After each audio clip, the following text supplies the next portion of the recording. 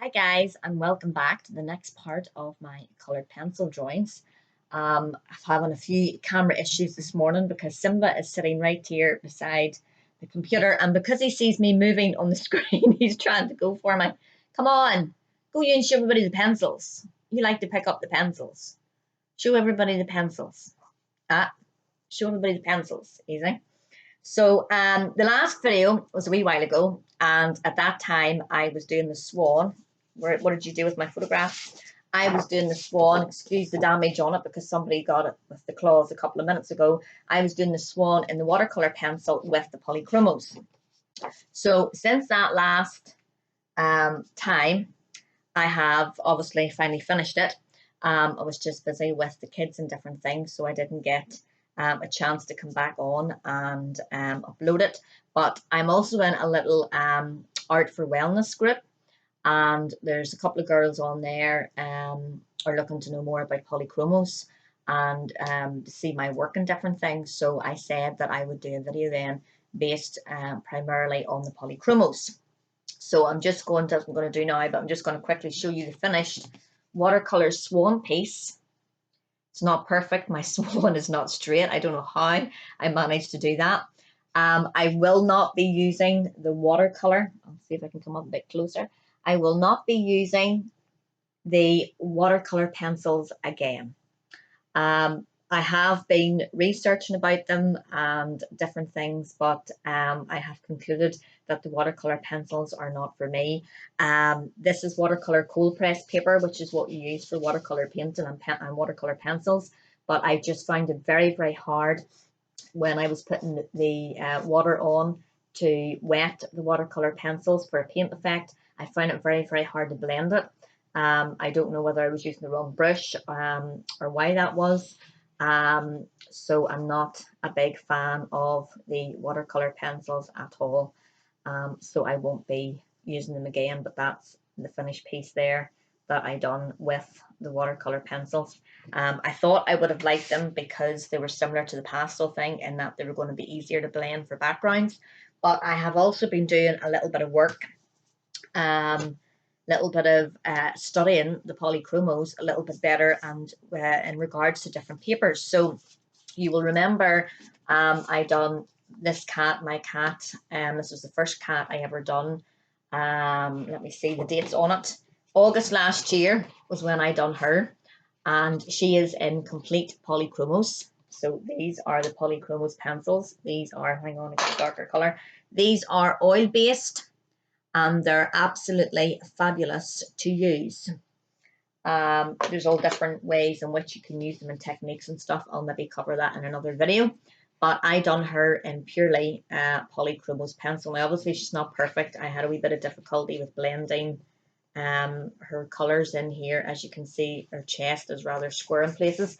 But I have since learnt how to blend that in using the pencil strokes to get the texture in her fur. But I've been experimenting lately with different papers. So she was just done on a slightly textured paper, and my robin, which was done before that at Christmas time, I done him completely on smooth paper. Now with the robin on the smooth paper, I was able to add in the texture much better. This is a hot press watercolor paper. I don't use anything else really, just watercolor paper. This one isn't watercolor paper, but hot press watercolor paper with the smooth surface is what you're supposed to use with the polychromos. Now I am doing another piece, and he's way over to get it. Let me get it. I'll show everybody. And I am using a pastel. Pastel. This is Simba, the cat that just jumped across there. That is the son of this one, mother and son, both mine. So I'm doing him on a pastel paper, which is what you would use for pastel pencils, and he is being done at the minute on pastel and polychromos. Now the reason I decided I would try the pastel again, as some of you know, I suffer from asthma, and when I used the pastel on its own previously, it was too messy and too dusty for me, and it made my asthma go haywire, and I had to stop using it for a while. That was the sticks and the pencils. For this piece, I'm using Stabilo Carbothello pastel pencils. They are brilliant in regards to colours. If you want, you can use the pastel first and then the polychromos over the top, which is the stage I'm at with him. His eyes are done in pastel and polychromo. The rest of this here is mainly done at the minute in pastel. I'm now at the stage where I'm ready to go over and add in the fine detail with the polychromos. I'm hoping that'll give the same texture as this one here. But I am switching back to not using the pastel after I've completed him, because the pastel is very messy. My portfolio is completely covered in pastel because I don't like, well, I can't really use fixative to spray my work anyway because it gives me migraines. So the pastel is very messy and very dusty, but I just decided I would do him in pastel just to try and speed up the process of the drawing. Polychromos require a lot of patience. It's very slow work. You have to take your time and build up the layers with the polychromos. But I'm going to be using this pastel textured paper next. And the next piece I'm going to be doing after Simba here, I hope to get him maybe finished next week, is landscapes. And I'm actually going to be going out in plein air, as they call it. And I'm going to be drawing and doing the landscape while I'm sitting there looking at it. I thought that would be a really great way of sitting in, sitting in nature, and because I love to draw outside. I generally do it in my back garden, and then I got the idea, why not go and actually sit there and draw the actual piece that I want to create. So I'm going to be doing that. So the reason I've chosen the pastel textured paper this time for the landscape polychromos is so that it will add in a nice bit of texture for my trees and rocks and things like that. If I was going to use a smooth paper for landscapes, I would have an awful lot of work trying to put in the texture. So really choosing your paper for polychromos depends on what you want to draw. So I would say like a textured pastel paper for landscapes, and then if you're wanting to do animals, then probably the smoother one because it's easier to put the texture in with the smooth hot press watercolor paper. This here is Strathmore. Let me just check. I'm nearly certain it's Strathmore Bristol. Uh-oh.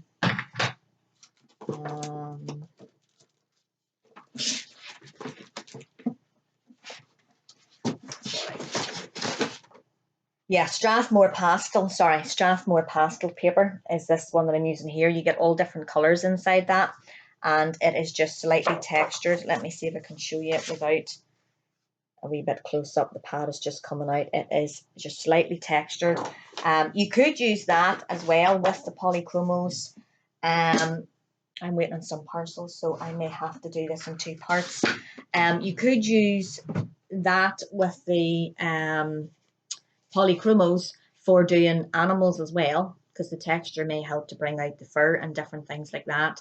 But I sort of prefer using the smooth watercolor paper for animals. The only reason I had to use this textured paper for Simba here is because of the pastel. The pastel has to have texture and tooth to grip onto, otherwise the pastel will not sit on your paper. So he is not finished yet. He's still a work in progress. I'm starting to layer up now his different stripes.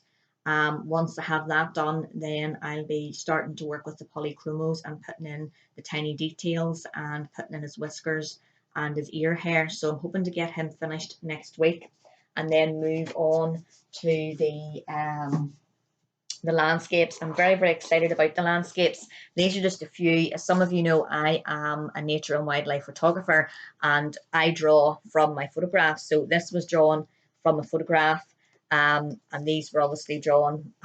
Simba's actually been a real life model for me. He loves nothing more than to sit on his portrait. If anybody follows my Facebook group, they'll see the pictures of him sitting on his board while I'm trying to draw him.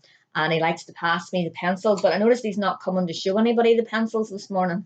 He's now calmed down and he's lying on the, I'll just turn around so you can see him. Let's see if you can see him. He's now lying over there. You going to say hello? Simba. There's my boy. Probably can't really see him because of the way the light is, but he is a gorgeous ginger boy. So these are some of the photographs which I have taken, which I would sometimes draw from. I'm trying to see if any of these was, that's a seagull. I'm trying to see if any of these was a landscape, but I'm going to do one of I live beside a river called the River Wear, and there's that one again that I've done there of the watercolour swan. And so I'm actually going to go and sit down by the river and take, I already have a photograph of the river to work from, but I'm going to go and sit down beside the river and have the photograph as well as the actual live picture in front of you, if you like, to draw from. So I'm really, really excited about that. Hopefully I'll get a good day for it. This is one of my birds in my garden. So yeah, I'm quite excited about that. That's another one which is good to draw from. The only thing I would say about when you're drawing from photographs is you need to be very careful. A lot of photographers, I don't edit my photos in any way, only if they need enhanced, if they need maybe a wee bit brighter or a bit more color added or a little bit more contrast, just to enable me to be able to work from it a wee bit better. But I don't edit my photos in that. A lot of people seem to overly enhance their photos. A lot of people will take, let's see if I can show you, if I got a picture to show. Well, I'll see from this one. A lot of people will take a photograph, and then if they don't like this log here, they'll take that out of the picture. A lot of people will take skies and they'll mix up the colors. So the sky that they took, I know this is not really a sky, but the sky that they took would have been blue, and they maybe edit it and they put in purple and orange colors and things like that, and that's just not realistic at all. I really don't know why people do that. It has always baffled me as to why you would alter a picture of natural beauty. Like, the natural beauty speaks for itself. Why do you want to take a photograph of something and then take elements of it out and change elements into different colors and things like that? It just doesn't, to me, that's not natural photography. That's not natural nature. That's not the natural beauty of the world. If the tree stump or whatever wasn't supposed to be there, or you didn't want it in your picture, then take your photograph from a different angle. It's the same when you're drawing. If you have a photograph of something and you don't want to do the whole drawing, you can make yourself what's known as a viewfinder, is what I call it. So a wee square, and then you can set the square maybe over this part of the tree. So you could maybe just draw this half of the picture, for example, just this tree. You could draw that half without having to draw, the full picture. So you can do it that way as well, which is why, I can't understand if people don't want the tree stump there, take the photograph from a different angle. So you just need to be careful when you're drawing from photographs like that, because you're not going to be getting the exact colors that you need for your drawing. So Colour Picker may find it hard to pick out the exact colors to help you to mix the color up to that realistic tone, like purple or something, like a purple sky or something like that. Also, those photographs, because they've been overly enhanced with those dramatic colors and things, it will may be very hard, because it will sort of become more of like a blurry thing. So all the colors will sort of like run into each other. It'll be very hard to look for definition and sort of contrast and texture, in things as well. Also, when you turn that to black and white, it'll also be very hard to see when it's in black and white as well. So I have never ever, for any of my drawings, I never ever used any photographs from Pixabay or anywhere like that. I just use my own photographs, because I know that I have taken them with no editing, no nothing, and I'm drawing from something that's been taken in nature properly in the first place. So therefore, if my drawing doesn't come out right, it's something to do with my technique, not from the reference photograph that I'm using. And very often I don't actually use one photograph. For Simba and for this one, I have used several photographs. So maybe some photographs of the close-up of the ears and the eyes, so I can get the exact detail and things in.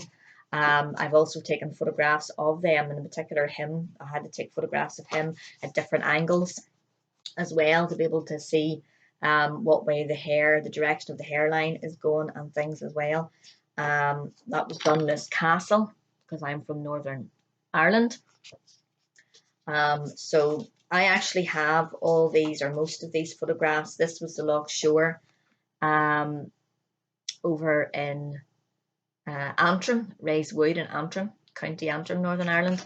I actually have all of these photographs. They're available to purchase on my site, and artists can use away at them. Another favourite of mine is seascapes.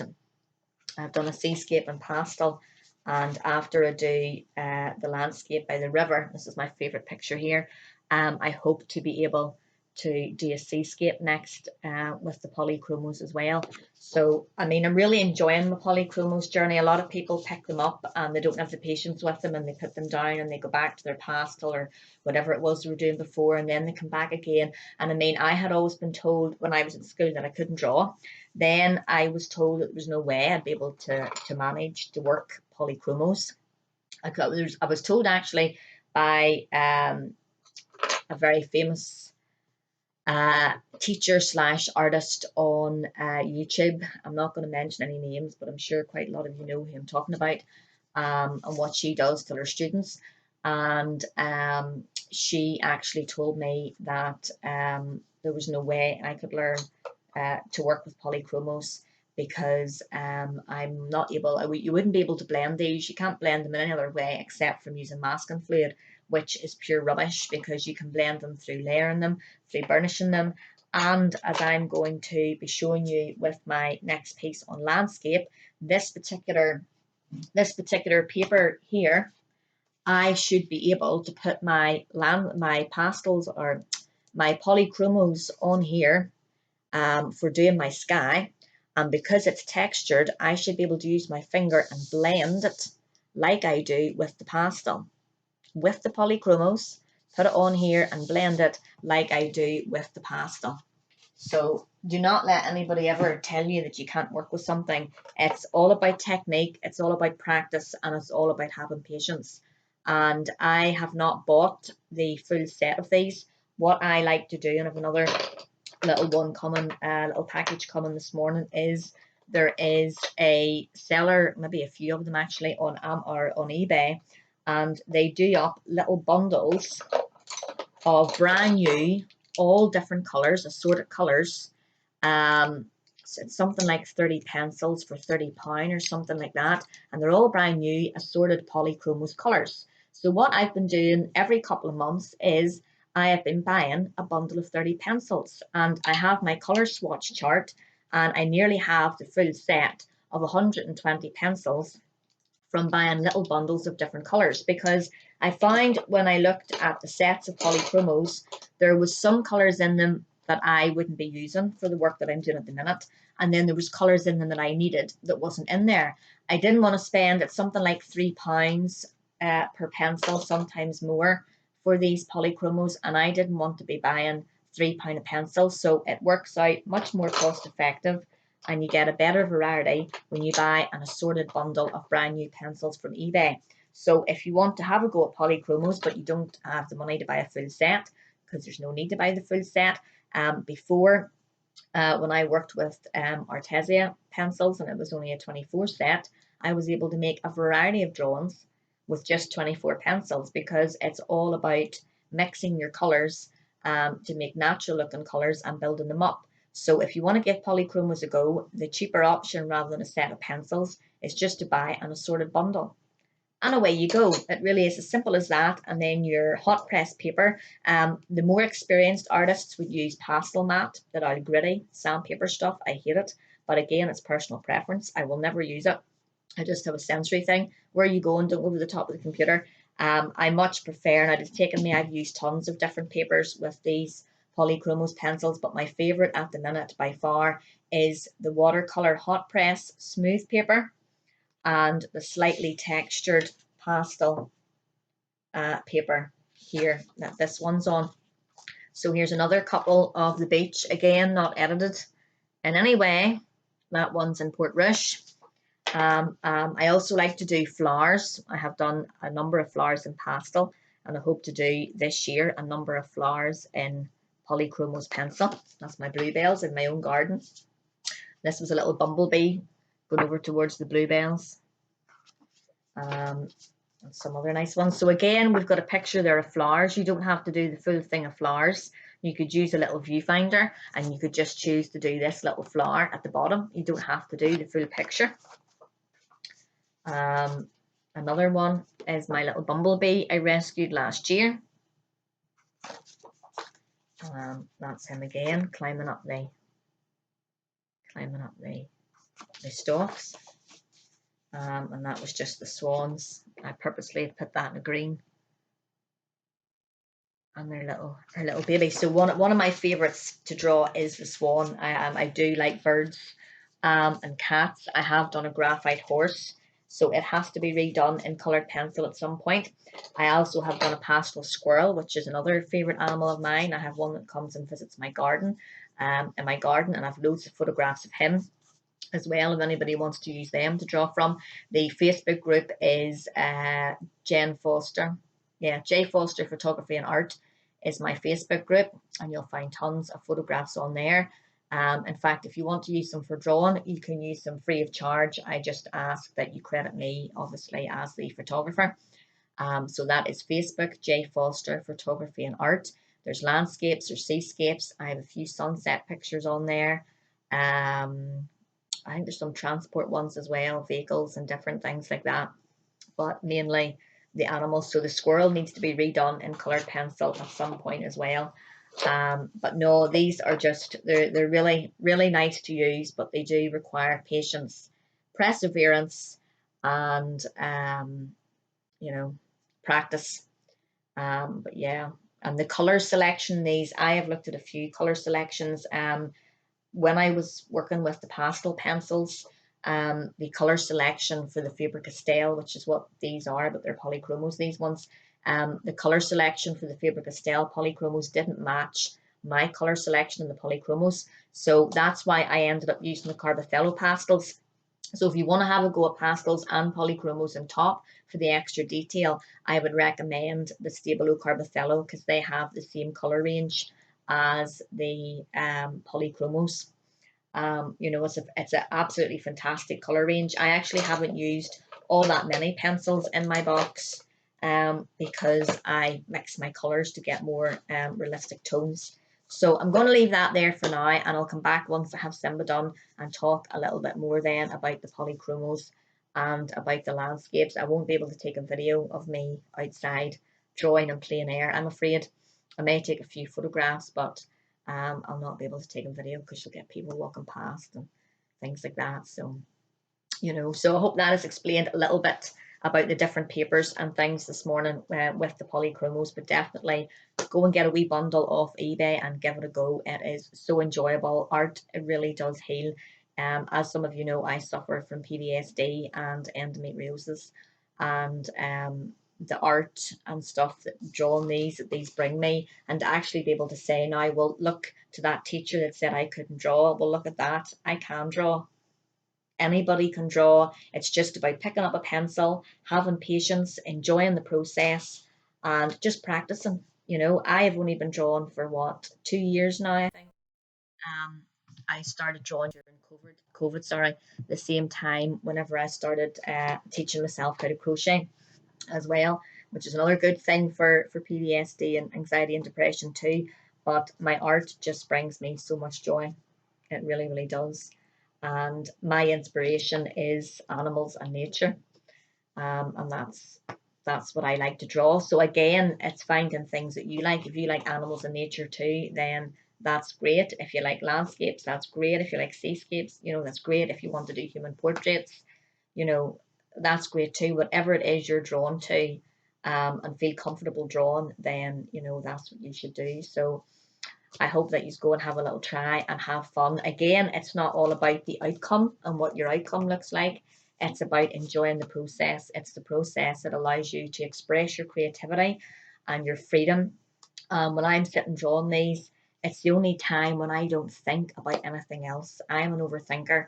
And when I'm sitting drawing these, all I'm thinking about is, right, what colours do I need to mix next to make this look like a realistic orange breast and things like that. There's nothing else that's coming into my head like, oh, I wonder what I need to make for the dinner tonight. When I'm drawing, there's just nothing else, no other thoughts there. It is absolutely brilliant. I cannot tell you how refreshing that makes me feel after I have, while I'm drawing and after I'm drawing. It just makes me feel so, so good.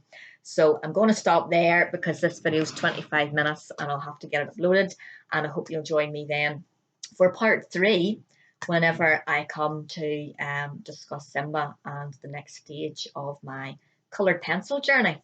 So I hope you'll join me in my coloured pencil journey. I would love to see some of your creations as well. As I say, you can find me on Facebook, J Foster Photography and Art, or on my personal profile, which is Jen Foster. And I think, no, my profile picture at the minute is me and my friend. Simba was on it. If you want to find me that way. I would love to have you on my group, and I would love to see your creations as well. So take care, everybody, and until the next time, bye bye.